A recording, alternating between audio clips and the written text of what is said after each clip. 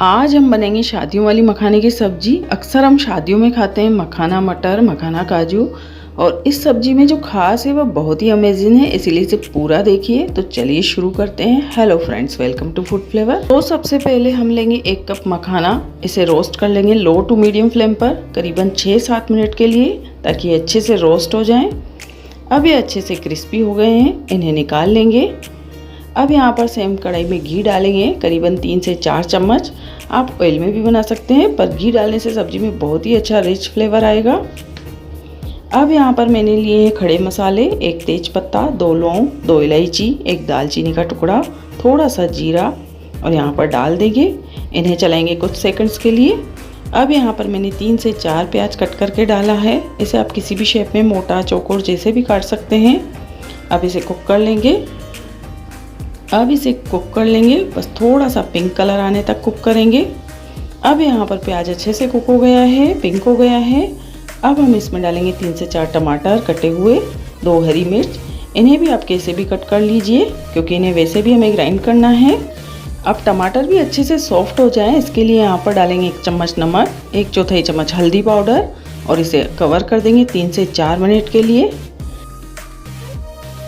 3 से 4 मिनट के बाद देखिए टमाटर अच्छे से कुक हो गए हैं, सॉफ्ट हो गए हैं। इस सब्जी में से ऑयल छूटने लगा है। अब हम गैस ऑफ कर देंगे और इस मिश्रण को ठंडा होने देंगे। अब ठंडा होने के बाद हम इसे ग्राइंडिंग जार में डालेंगे और इसका फाइन सा पेस्ट बना लेंगे। अब यह पेस्ट तैयार है। अब सेम कढ़ाई में हमें ऑयल या घी कुछ भी नहीं डालना है, डायरेक्ट पेस्ट डालेंगे और इसे 1 से 2 मिनट के लिए चलाएंगे। अब इसमें डालेंगे रेगुलर मसाले, 1 चम्मच लाल मिर्च पाउडर, 1 चम्मच हरा धनिया पाउडर, 1 चम्मच गरम मसाला। इसे अच्छे से मिक्स कर देंगे। अब मसाले भी अच्छे से कुक हो गए हैं। इस स्टेज पर हम डालेंगे 2 चम्मच क्रीम, घर की फ्रेश मलाई है ये। इसे भी पका लेंगे कुछ मिनट के लिए। अब मलाई में से घी सेपरेट होने लगा है। इस स्टेज पर हम मटर डालेंगे। यह मेरे फ्रोज़न मटर हैं, आप फ्रेश मटर भी यूज़ कर सकते हैं।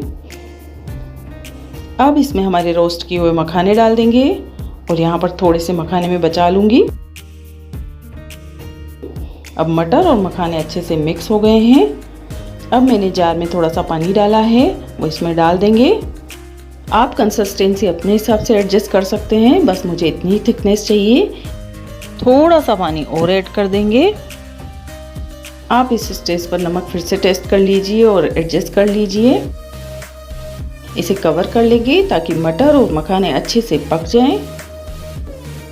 4 से 5 मिनट के बाद कवर हटाएंगे। ये देखिए क्या कलर आया है सब्जी का।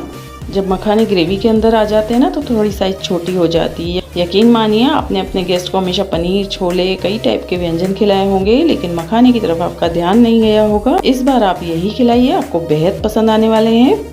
बहुत बढ़िया रिच ग्रेवी में यह बनते हैं और टेस्टी भी बहुत लगते हैं। अब लास्ट में इसमें कसूरी मेथी क्रश करके डाल देंगे। कसूरी मेथी डालने के बाद यह सब्जी तैयार है। अब आप धनिए से या क्रीम से, काजू से गार्निशिंग करें, आपकी चॉइस है।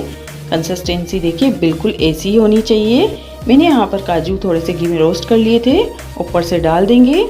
अब कुछ मखाने दिखने चाहिए, तो ये मैंने रोस्ट किए हुए मखाने बचाए थे ना, उन्हें ऊपर से डाल देंगे।